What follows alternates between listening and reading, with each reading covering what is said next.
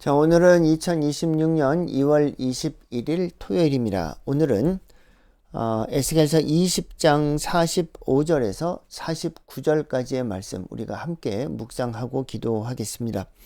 하나님께서 선지자를 통해서 이스라엘 백성들에게 하나님의 말씀을 전달하실 때 말씀 자체만으로 뜻과 교훈과 계시를 전달하실 때가 있는가 하면 상징적인 행동을 통한 예언의 계시를 주실 때도 있다 말씀을 드렸습니다. 그런가 하면 말씀이든 상징적인 행동을 통한 예언이든 하나님의 뜻을 계시하시는 방식 중에 유독 에스겔에게서 강조된 것은 수수께끼와 비유입니다. 여러분 17장 2절 기억나시는지 모르겠어요. 17장 2절에 보니까 인자야 너는 이스라엘 족속에게 수수께끼와 비유를 말하라 이렇게 말씀하십니다. 이때 말씀하시는 비유는 하나님의 교훈과 하나님의 뜻을 전달하기 위한 상징적 메시지입니다. 속담, 격언, 풍자, 우화들을 사용하기도 합니다. 이 비유가 마태복음 13장에도 등장하는데요. 마태복음 13장 34절에 보니까 예수님께서 이 모든 것을 무리에게 비유로 말씀하시고 비유가 아니면 아무것도 말씀하시지 아니하셨다. 또 마태복음 13장 35절 연이어 보면 이는 선지자를 통하여 말씀하신 바 내가 입을 열어 비유로 말하고 창세로부터 감추인 것들을 드러내리라 함을 이루려 하심이라 이렇게 말씀이 기록되어 있습니다.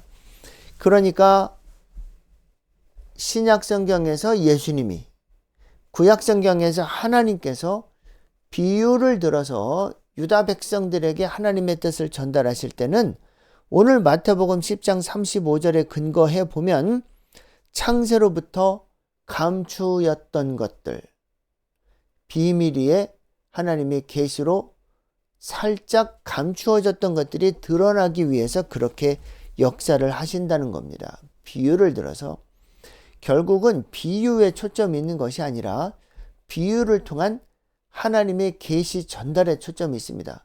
두 번째 초점은 하나님께서 비유를 통해서 당신의 말씀을 우리에게 전달하실 때 내가 알아들어야 되지 않겠냐고요. 비유를 보고 듣고 해석하고 탁월하게 적용하고 내 삶에 투영해서 선한 열매를 맺을 수 있는 그런 영적 준비가 되어 있어야 하지 않겠습니까? 자, 오늘 바로 이 우리가 지금 맞닥뜨린 이 에스겔서 20장 45절에서 49절 사이에서 또다시 하나님은 그 비유의 말씀을 통해서 하나님의 계시, 감추어져 있던 하나님의 뜻과 섭리를 남유다 백성들에게 알려주고 계십니다. 자, 어떤 내용인지 한번 살펴보겠습니다. 45절입니다. 여호와의 말씀이 또 내게 임하여 이르시되 인자야 너는 얼굴을 남으로 향하라 이렇게 말씀하세요. 얼굴을 남으로 향하라, 얼굴을 돌린다 이 말씀인즉슨 크게 두 가지입니다. 첫 번째 개념은 관심이 있다는 거예요. 여러분 아이가 태어날 때 아빠 엄마가 24시간 아이를 보아도 지치지 않고 이쁘고 사랑스럽죠. 그래서 아빠 엄마는 쉴 새 없이 24시간 아이를 향해서 얼굴을 고정시키고 있습니다. 왜요? 관심, 사랑, 배려. 그래서 이 역설이 역설 중에 역설입니다. 하나님께서 에스겔에게 에스겔아 네 얼굴을 남쪽을 향해라. 이 말씀인즉슨 하나님께서 남자 백성들을 그렇게 지극히 사랑하신다는 상징적인 비유의 말씀이세요.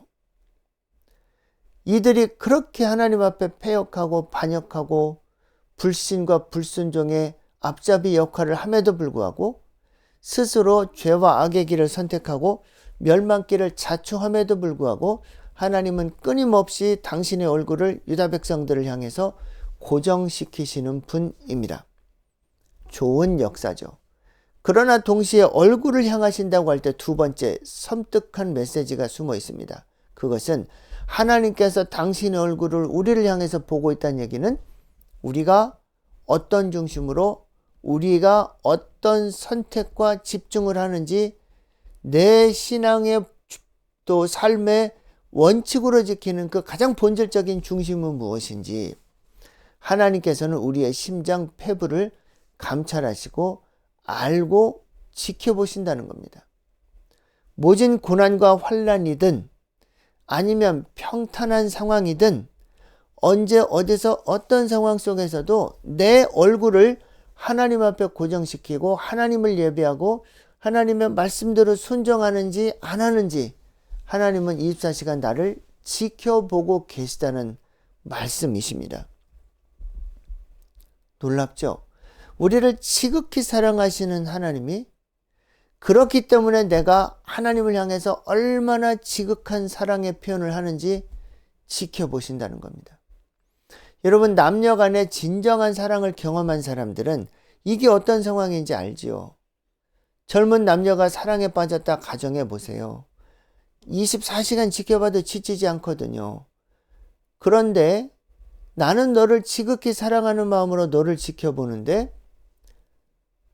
상대방 배우자가 다른 남자를 쳐다본다든지 다른 여자를 쳐다본다든지 이거 참 난감한 상황 아닙니까?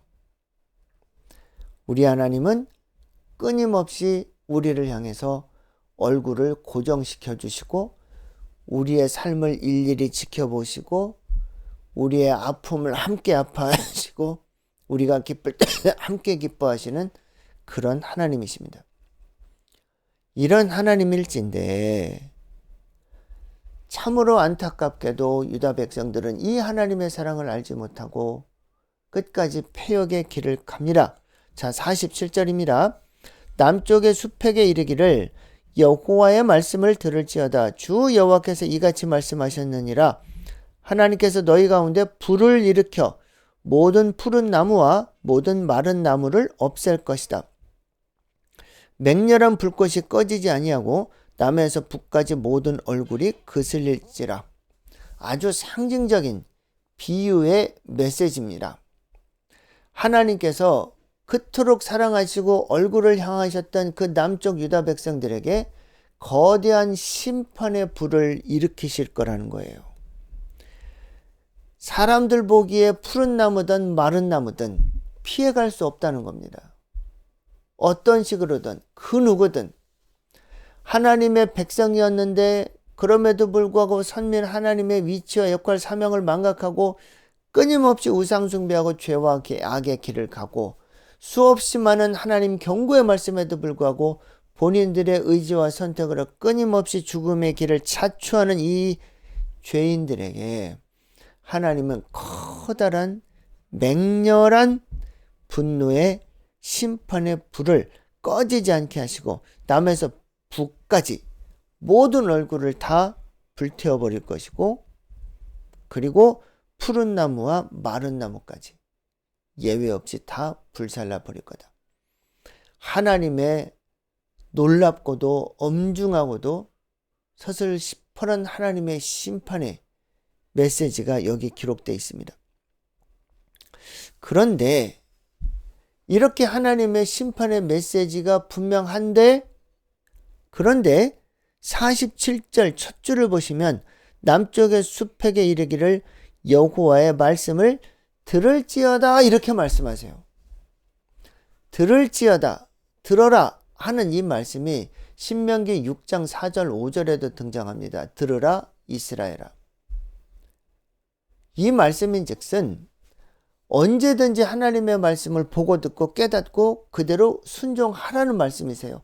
하나님의 놀라운 준엄한 커다란 불심판이 남유다 백성 누구든 예외 없이 완전히 심판하시겠지만 그러나 여호와 하나님의 말씀을 듣고 방향을 바꾸고 내 얼굴을 원래 했던 대로 하나님 앞에 내 얼굴을 고정시킬 수 있다면 또다시 하나님과 내가 얼굴을 맞대고 서로 진정한 관계를 회복할 수만 있다면 하나님께서는 이 유다 백성들을 다시 구원해 내실 거라는 거예요.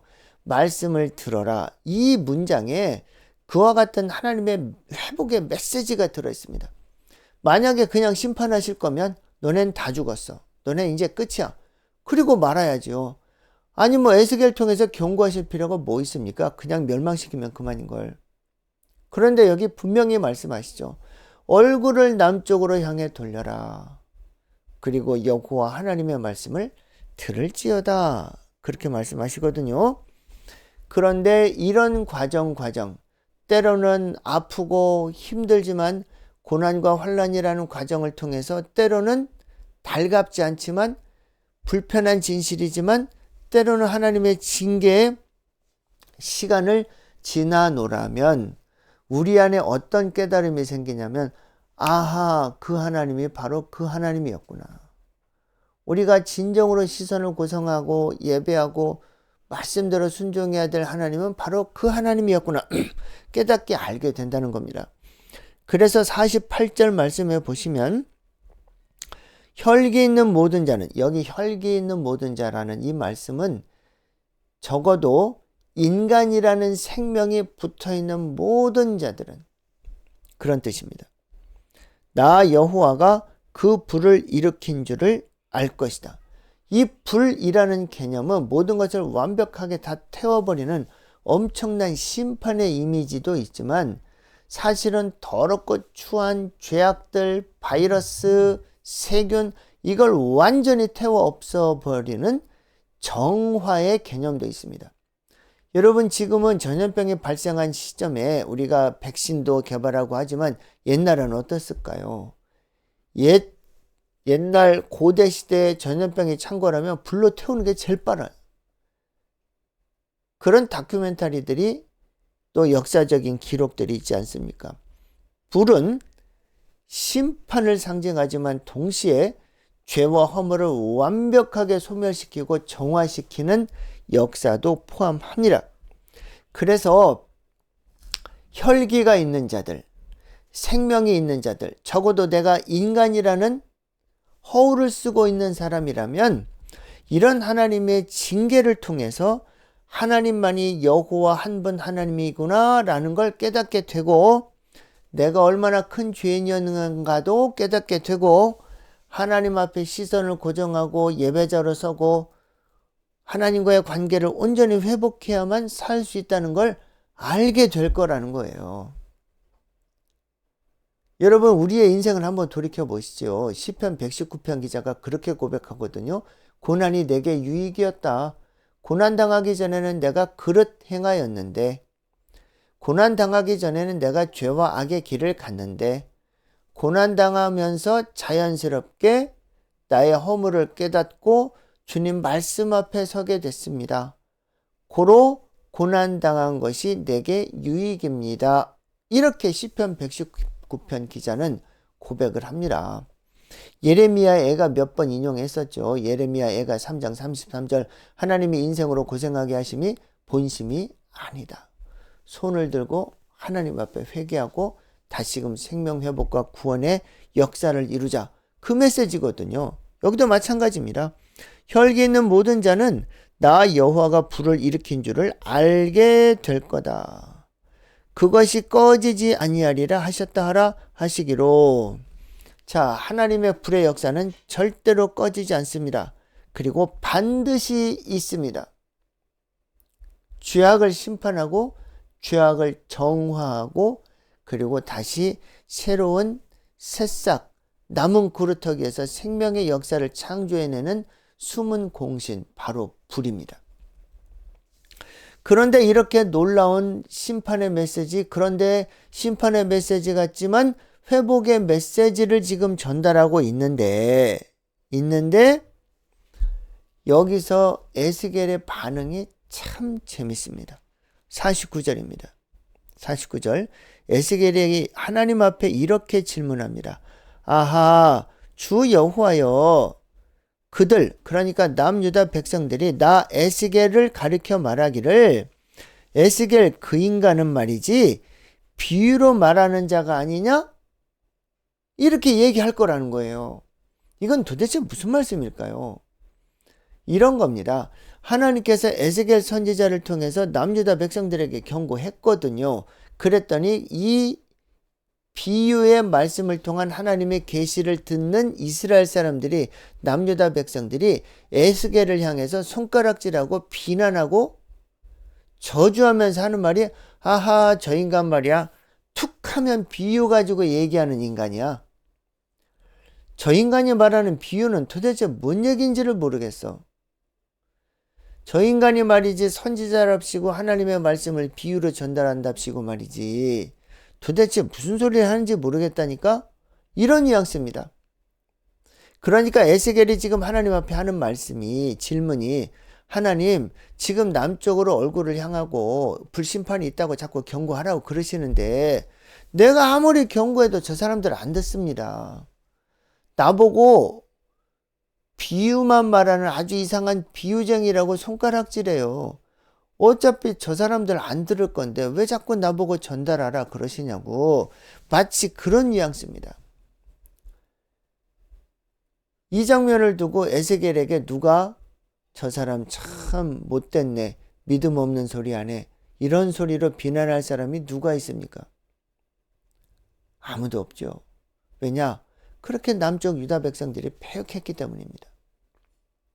자, 여기서 우리가 생각해 보셔야 할 말이 있습니다. 보세요. 하나님은 엄청난 심판을 말씀하시지만 심판을 피해갈 수 있는 길을 계속해서 말씀해 주세요.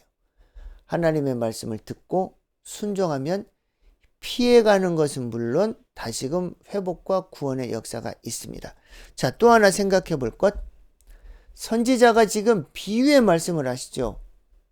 그러면 혈기 있는 자, 단순히 생명 있는 자를 뛰어넘어서 지혜와 명철과 총명이 있는 자는 대자연 속에 벌어지는 자연현상이나 세계 역사 속에서 벌어지는 인간 군상들의 치고받는 전쟁, 갈등의 역사를 통하든 화합의 역사를 통하든 세계에서 벌어지는 모든 역사를 통해서도 하나님의 뜻과 계시를 찾아낼 수 있어야 합니다. 여러분, 지금 세계 역사 속에서 벌어지는 상황들을 보세요. 예를 들어 어떤 한 나라의 지도자가 자기 이름을 계속 드러내기를 원합니다. 건물에도 자기 이름 붙이고 전철역에도 자기 이름 붙이고 이 행사에도 붙이고 저 행사에도 붙이고 모자에도 자기 이름 붙이고, 한 나라의 대통령으로서 나라와 민족을 위해서 노심초사, 하나님 앞에 기도, 어떻게 하면 백성들을 잘 살게 할 수 있을까 고민하는 대신 내가 곧 왕이야, 내 말은 법이야, 내가 하라는 대로 다 해야 돼, 내가 못할 일은 없어, 세계 모든 건 내 이름 다 붙여. 여러분, 이게 지금 왕입니까? 대통령입니까? 이런 대역사 속에서도 우리가 하나님의 교훈을 찾아야 합니다. 사람들이 그럼에도 불구하고 스트롱맨에 줄대야 한다 얘기할 수 있을지 모르겠어요. 여러분, 지금도 선지자들을 통한 비유의 말씀 있을 수 있습니다. 그런데 동시에 우리가 말씀과 기도를 통해서 더 깨어 있을 수 있다면 세계 역사 속에서도 대자연의 질서를 통해서도 우리는 하나님의 뜻을 찾아낼 수 있습니다. 오늘 2월 21일이거든요. 그런데 갑자기 날씨가 따뜻해졌어요. 꼭 봄 날씨 같습니다. 무슨 생각이 드십니까? 겨울 아무리 춥고 황량하고 어려운 겨울이 있어도 봄은 옵니다. 빼앗긴 들에도 봄은 오는가? 옵니다. 반드시 옵니다. 여러분 기억하시고 이렇게 기도하시면 좋겠습니다.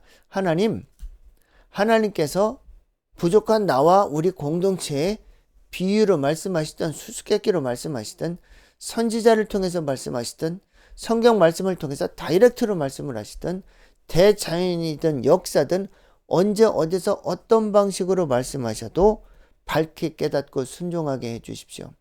우리에게 그렇게 24시간 깨어있는 말씀과 기도의 영성의 소유자들이 되게 해달라. 그렇게 기도하시면 좋겠습니다. 한 가지 광고 드릴 게 있습니다. 내일 주일부터 다음 주 토요일까지 인터넷 유튜브 라이브 말씀 묵상, 새벽 말씀 묵상, 주일 방송 어려울 것 같습니다. 지금 성전을 옮기는 과정에 있고 인터넷 교체 작업도 있고 장비 교체 작업도 있어요. 그래서 내일 22일 주일부터 28일 토요일까지 정확하게 한 주간 새벽 말씀 유튜브 라이브 방송은 잠시 쉬도록 하겠습니다. 그리고 장비도 바꾸고 장소도 바꾸고 모든 걸 다 정비한 후에 3월 1일부터 다시 찾아뵙도록 하겠습니다. 기도하겠습니다. 하나님 아버지 감사합니다. 주님, 언제 어디서든 주님의 뜻을 정확하게 보고 듣고 깨닫고 순종하는 주의 종들이 되게 하옵소서. 감사합니다. 예수님의 이름으로 기도드립니다. 아멘.